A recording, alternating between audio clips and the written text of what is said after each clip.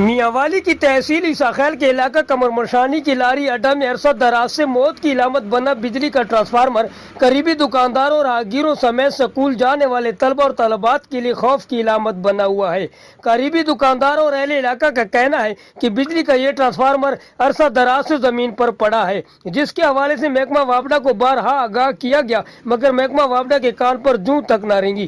بارشوں کے موسم میں اس ٹرانسفارمر کی قریب سے گزرتی بھی ڈر لگتا ہے۔ خوف کی علامت بنا مین لاری اڈا پر پڑا یہ ٹرانسفارمر جہاں محکمہ وابڈا کی نااہلی کی داستان رقم کر رہا ہے، تو وہیں پر یہ ٹرانسفارمر کسی روز بڑے سانے کا موجب بن سکتا ہے۔